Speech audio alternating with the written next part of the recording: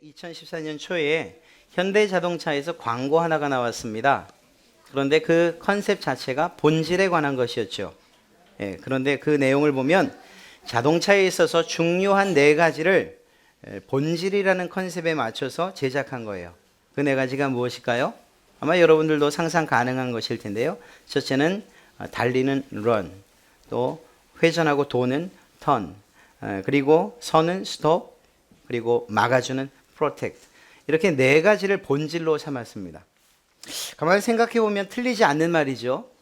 아무리 멋진 디자인이 좋은 자동차가 있어도 가장 빨리 달리는 속도가 40에서 50km 정도라면 아마 구입하실 분은 없으실 겁니다. 회전 반경이 너무 커서 유턴 한번 하려는데 핸들을 몇 번씩 틀어야 되는 그런 자동차가 있다면 벌써 실소를 금하지 못하는 분들이 계시네요. 구입 안 합니다. 정말 아무리 화려하고 온갖 편의시설을 다 갖춘 차라고 해도 서야 할 때 쓰지 못하면, 그리고 또 사고로부터 우리를 지켜주지 못한다면, 그런 안전한 장치가 전혀 없다면 그것은 전시장에나 있을 법한 자동차죠. 우리가 타고 다닐 수는 없습니다. 그런 의미에서 이 하나의 광고를 보면서도 기본이 중요하구나, 본질이 중요하구나 하는 이러한 것들을 우리는 깨닫게 됩니다. 오늘 여러분들과 함께 살펴본 요한복음 1장, 이 말씀은 사실 성탄절에 애용되는 말씀은 아니에요. 물론 그렇다고 해서 성탄절에는 꼭 이 본문을 써야 돼, 이런 것도 정해진 건 없지만 말입니다. 오늘 말씀을 1절부터 간략하게 살피면, 태초에 하나님과 함께 계셨던 그 말씀은 하나님께서 천지를 창조하실 때에도 함께 계셨고, 그리고 그 말씀 없이 된 것이 없다고 그렇게 요한은 고백하고 성경은 증언하고 있습니다. 그 말씀은 바로 예수 그리스도이시고, 그리고 그분은 빛이라고 이야기하고 있죠.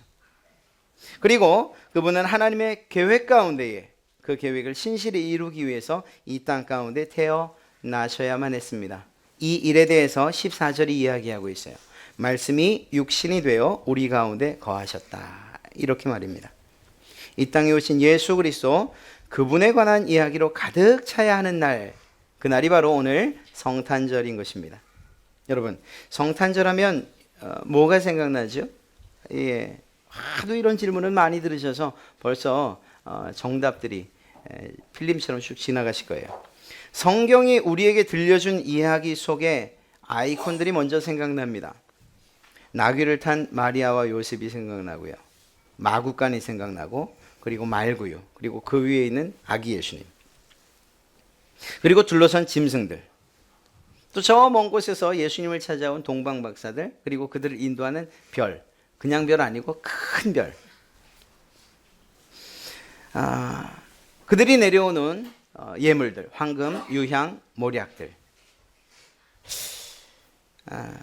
천사들이 또 생각납니다. 들판에 있는 목자들에게 나타나죠. 양들도 생각나고, 그들이 부지런히 달려와서 다시금 동방박사, 그리고 이 목자들이 예수님을 중심으로 둘러서 있는 이런 모습들이 우리의 눈에 선합니다. 뿐만 아니라 시대가 흐르면서 이러한 성경적인 아이콘들과 함께 사람들이 만들어낸 것들도 이제 더해져요. 뭐가 있죠?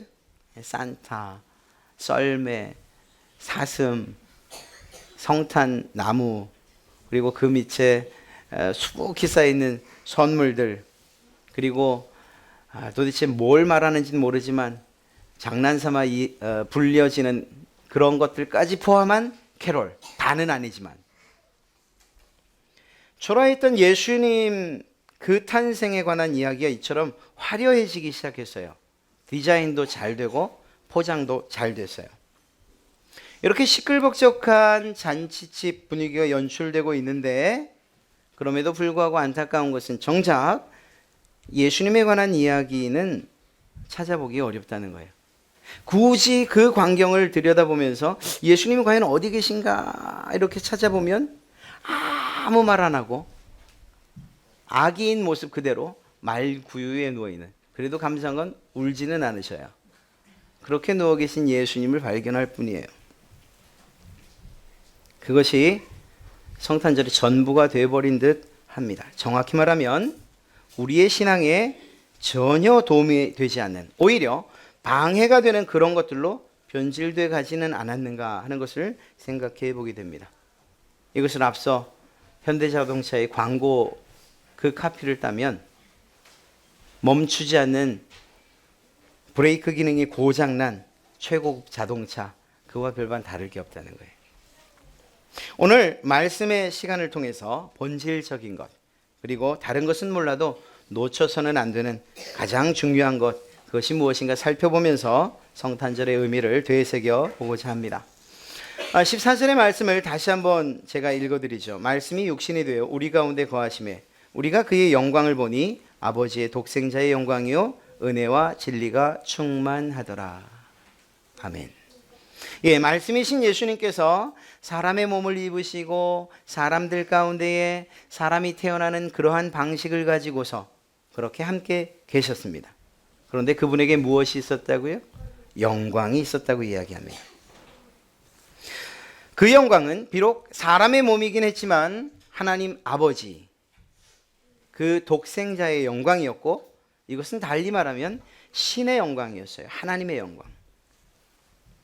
그리고 그 영광 가운데에는 은혜와 진리가 가득 차 넘쳐 흘렀다고 오늘 이야기하고 있습니다. 여러분, 예수님에게서 발견되는 이러한 영광, 하나님의 영광, 오늘 요한 사도가 기록하고 있지만 그것이 우리의 눈에 사실 보일까요? 영광. 제가 주일학교 아이들을 이렇게 가르칠 때에 그림을 혹시 그려야 될 일이 있으면 막대기 그림을 그립니다. 얼굴은 동그랗게, 몸은 세모나게 혹은 막대기로, 손발도 역시 짝대기로. 그렇게 그리다 보니까 예수님을 표현할 때 달리 방법이 없어요. 그렇다고 거기다가 명찰 들어서 예수님 이렇게 쓸 수도 없고. 그래서 뭘 했냐면 후광을 그려놔요. 머리 뒤나 꼭대기 이렇게 동그라미 하나 그리죠. 이분이 예수님이라고. 사실 캐톨릭의 그런 성화들을 보면 예수님을 표현할 때에 그 후광을 그려놓은 그런 그림들이 참 많습니다. 한 가지 생각해 볼까요? 그런 후광이 예수님, 그분에게 진짜로 있었을까요? 그런 것 같지 않아요. 아니요, 없었어요. 실제로 그분의 영광은, 그 영광은 눈에 보이지 않기 때문이죠. 그렇습니다. 눈에 보이지 않아요. 그런데 놀랍게도 성경의 여러 곳에서는 이러한 영광이 실제적으로, 가시적으로 우리에게 표현되어지고 있는 모습들을 성경 곳곳에 기록하고 있습니다. 하나님의 영광을 표현해내는 그런 표식들이죠. 이런 것, 어찌 보면 이러한 이 영광을 실제적인 가시적인 것으로 표현해 주신 것은 하나님의 우리를 향한 배려라고 볼 수 있어요. 죄지은 인간의 몸, 그리고 타락한, 그래서 한계와 제한을 가지고 있는 그러한 눈으로 하나님의 영광을 첫째는 볼 수도 없고 봐도 죽을 수밖에 없는 그런 우리 인간들에게 하나님이 그분의 영광을 나타내 보이셨으니까 말입니다. 하나님께서 성경을 읽으면서 하나님의 영광을 묵상하고 깊이 생각할 수 있게끔 그렇게 나타내 주신 사인들이 과연 어떤 것들이 있을까요? 한번 살펴봅니다. 하나님의 임재와 관련된 것이라고 살펴보면 우리가 좀 더 쉽게 이해할 수 있어요. 이스라엘 백성들이 광야로 나갑니다. 하나님께서 모세를 통해 이끌어내셨죠. 그리고 그들에게 회막을 짓게 하셨어요. 거기에서 하나님의 임재의 장면이 나옵니다. 하나님의 영광이, 그 하나님께서 구름으로 회막에 임하시면 멈춰야 했고, 그리고 그 구름이 올라서면 이동해야 했어요. 이것은 단지 하나님께서 구름을 사용하신 것이라고 그렇게 이해해서는 안 됩니다. 하나님께서 그 백성들 가운데에 임재해 주시마 약속하신 것이 이루어지고, 그리고 그들을 인도해 주시마 약속한 것이 이루어진 것으로 우리는 봐야 합니다. 또한 율법을 수여하시던 그때 시내산을 둘러싼 연기가 있었죠. 그리고 화염이 있었어요. 또 그 가운데에 구름이 있었고 천둥이 있었어요. 그런 모습을 통해서 하나님의 영광을 이스라엘 백성들에 나타내 보여주셨던 것입니다. 무엇보다 하나님의 명령으로 언약궤를 만들죠. 이제 엘리 제사장의 때에 그 언약궤를 그만 블레셋에 뺏겨버리고 말아요. 그러자 비느하스의 아내가 아이를 낳으면서 그 아이의 이름을 뭐라고 짓지요? 이가봇이라고 지어요. 그 이가봇이라는 뜻은 영광이 떠났다라는 거예요. 여러분, 우리가 그 언약궤, 만들어진 나무 상자로만 봤다면 이 비느하스의 아내가 영광이 떠났다. 하나님의 영광이 우리나라에서 그리고 또 우리 백성에게서 떠났다. 이렇게 통탄하며 이름을 짓진 않았을 거예요. 그것이 하나님의 임재를 상징하는 것이 분명했다는 거죠. 그리고 그것을 빼앗겼으니 이제 하나님께서 우리에게서 떠나가셨다라는, 하나님의 영광이 떠났다, 이렇게 표현하고 있는 것입니다.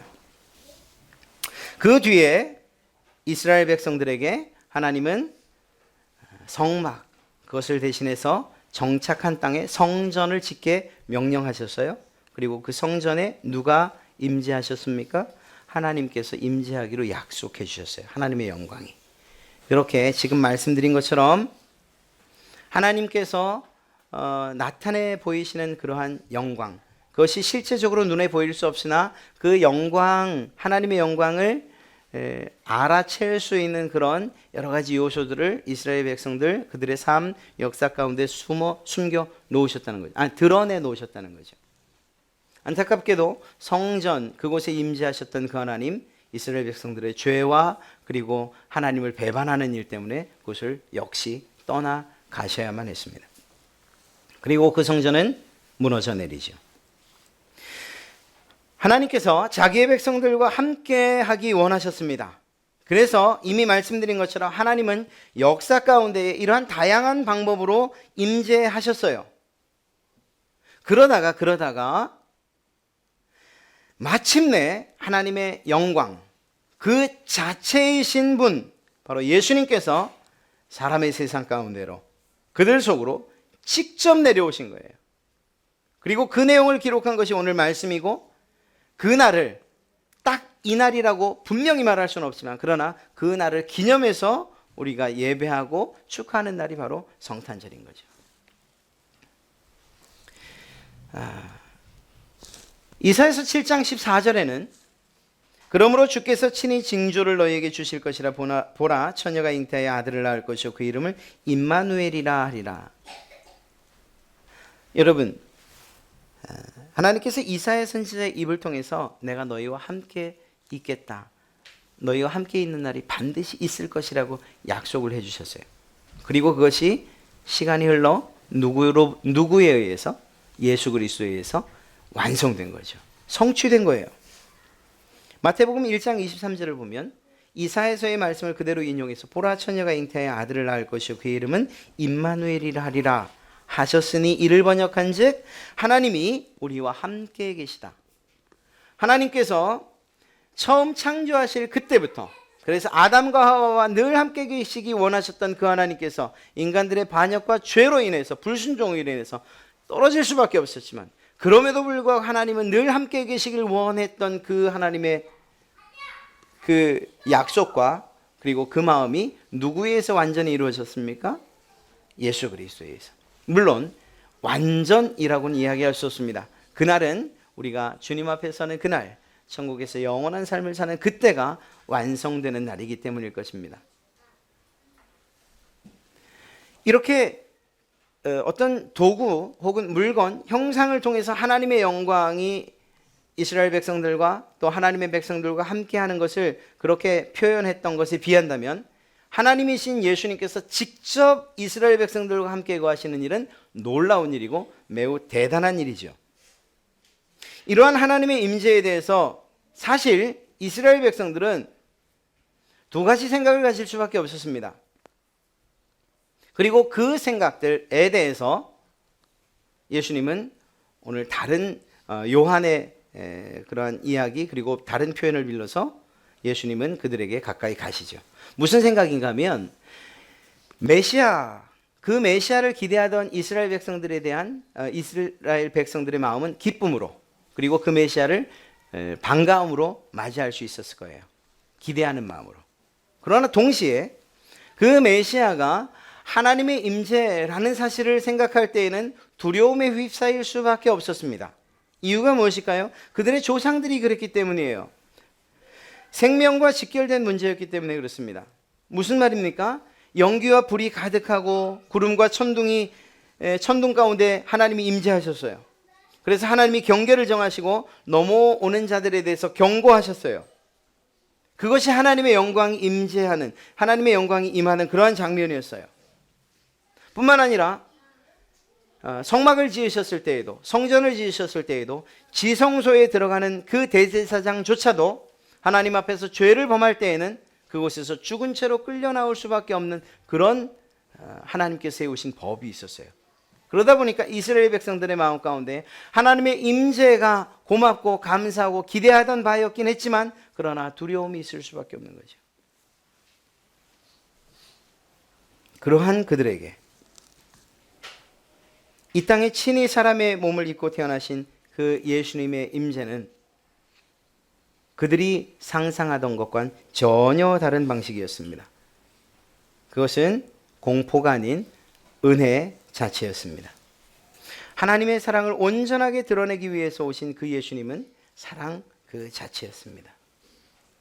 그 사랑으로 그리고 그 은혜로 약속하신 바대로 친히 고통당하셨고 십자가를 지셨고 그리고 골고다 언덕길 올라가 죽으셨던 거예요. 이러한 구속의 일을 행하기 위해서 이 땅에 오셨습니다. 그것이 성탄절의 본질이에요. 그래서 아무 말 없이 이 구유에 놓여있는 예수님 그분을 바라보면 아 정말 귀엽다 이것으로 끝나서 될 일이 아니라는 거예요.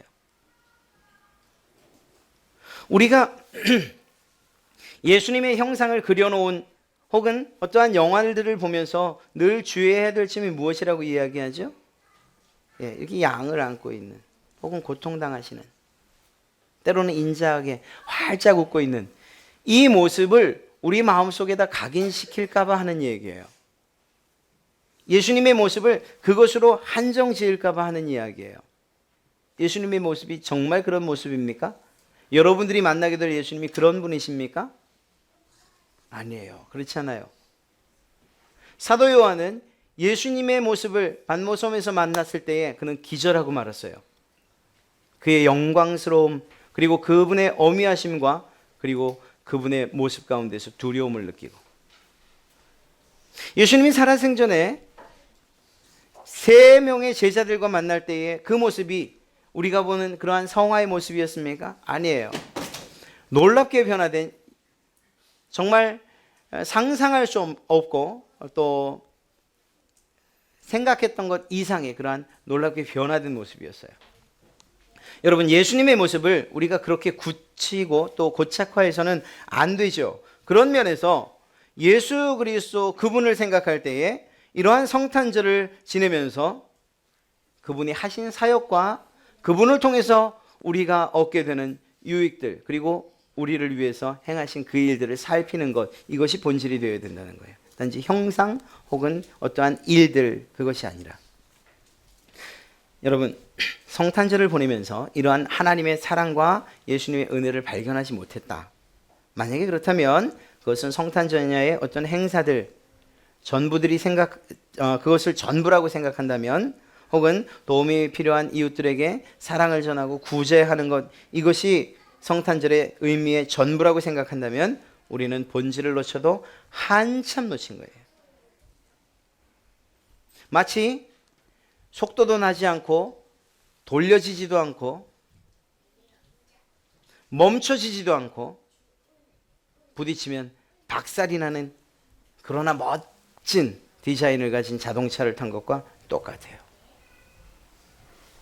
말씀이 육신이 된다는 것, 그것은 빛이 없어 어두움 가운데 헤매는 사람들, 고통받는 사람들, 절망에 짓눌려서 일어설 힘조차 없는 그런 사람들, 영혼의 목마름으로 허덕이는 그런 사람들에게 빛이 되시고 희망이 되시고 힘이 되시고 위로가 되시고 그리고 생수가 되어 주시기 위한, 그래서 육신이 되셨다는 것을 의미하는 것입니다. 사랑하는 성도 여러분, 예수님께서 이 땅에 왜 오셨습니까? 그것은 다른 사람을 위해서가 아니라 바로 여러분들을 위해서, 여러분 각자 한 사람 한 사람을 위해서, 바로 저를 위해서 이 땅에 오신 것이죠. 특별히 하나님의 사랑하는 바로 여러분들을 죄로부터 해방시켜 주시기 위해서 오신 것이죠. 이것이 주님의 오심에 대한 본질인 것이고, 또한 성탄절에 대한 우리가 생각해야 할 것들이라는 것입니다. 이때 비로소 이렇게 본질을 생각하고 이것에 대해서 묵상할 때, 그때 비로소 성탄절, 그것은 세상 사람들이 즐기는 그런 날이 아니라 여러분들에게 그 무엇과도 그 무슨 시간과도 바꿀 수 없는 특별한 날이 될 줄로 믿습니다. 여러분, 예수님을 통해서 드러난 하나님의 영광에 대해서 매우 중요한 것 한 가지를 마저 살피고 말씀을 좀 마치죠.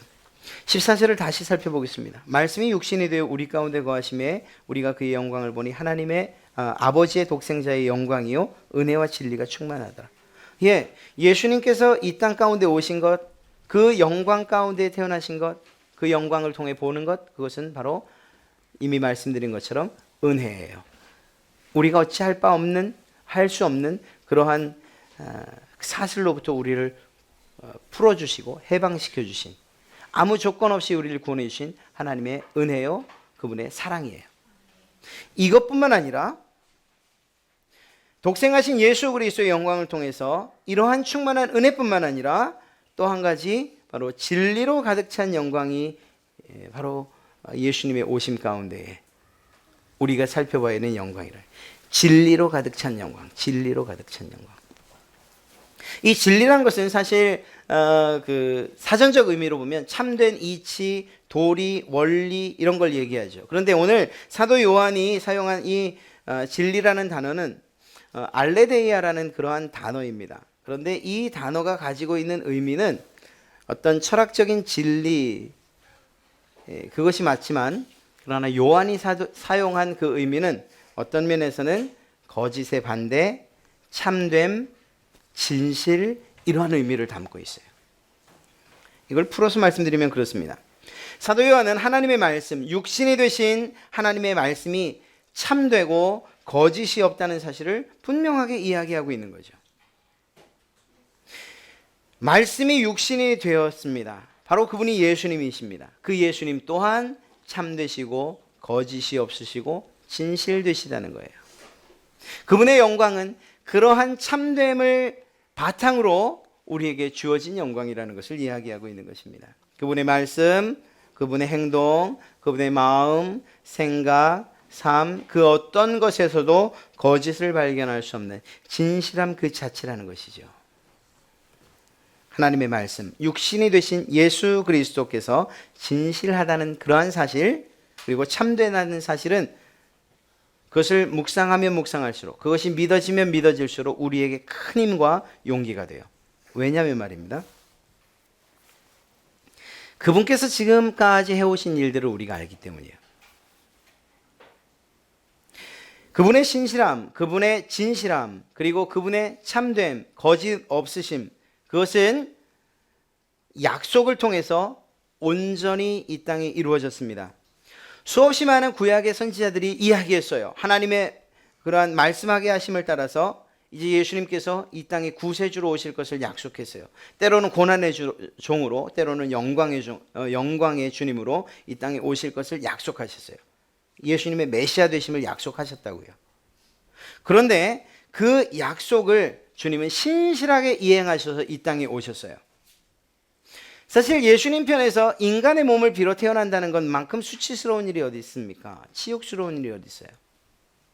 여러분, 이것은 우리가 생각하면 생각할수록 정말 그렇다, 정말 그렇다라고 생각할 수밖에 없는 일들이에요. 그분은 하나님이시잖아요. 그리고 사람은 그분이 만들어 놓은 피조물에 지나지 않잖아요. 하나님께서 사람의 태중에 10달을 지내셔야 한다는 이 자체가 하나님 입장에서 보면 치욕스러운 일일 수밖에 없어요. 부끄러운 일이고요. 할 수만 있다면 하고 싶지 않은 일인 거예요. 그럼에도 불구하고 여인의 몸에 사람이 태어나는 방식 그대로 10달을 계시다 태어나셨어요. 이유가 뭡니까? 그분의 신실함 때문이에요. 하나님이 약속하신 그 약속과 언약을 신실하게 지키기 위해서 예수님께서 그 길을 선택하셨던 거예요. 우리의 구원을 위해서 고통당하시고 나무에 매달리시고 또 죽음당하시기로 결정하셨습니다. 그것은 하나님의 계획이었어요. 그리고 그 하나님의 계획이 이 땅에 온전히 선포가 됐어요.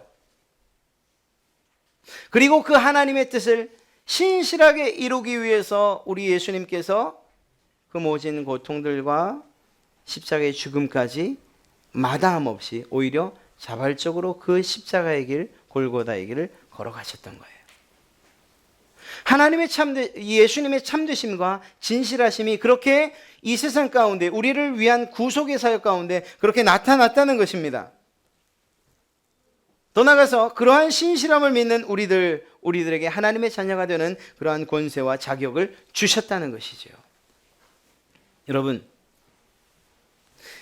예수 그리스도 그분의 신실함, 이러한 하나님의 말씀의 신실함은 이렇게 지나간 사역으로만 끝나는 게 아니에요. 예수님께서 제자들을 향해서 무엇이라고 말씀하셨습니까? 내가 세상 끝날까지 너희와 항상 함께 있을 것이다. 어떠한 상황 가운데에도. 주님께서 그렇게 말씀하셨고 그분의 그 말씀은 신실하게 우리들 삶 가운데서 이루어지고 있어요. 여러분 안에 내주하시는 성령님을 통해서 말이죠. 때로는 우리가 그분을 배척하고 때로는 그분이 우리 마음 가운데 있는 것이 부담스럽고 그래서 짐짓 죄를 향해서 우리가 뒤돌아서 걸어가지만 그럼에도 불구하고 주님은 그 약속을 신실히 지키기 위해서 내가 너와 한 약속이 참되다는 것을 보이기 위해서 성령님으로 하여금 계속 우리 가운데에 감동을 주시고 때로는 우리가 그렇게 하지 못할 때 우리를 위해 정말 눈물을 흘려 기도하시게끔 그러한 일들을 지금도 하고 계시죠. 미래도 마찬가지예요. 장래도 마찬가지예요. 주님께서 뭐라고 하셨습니까?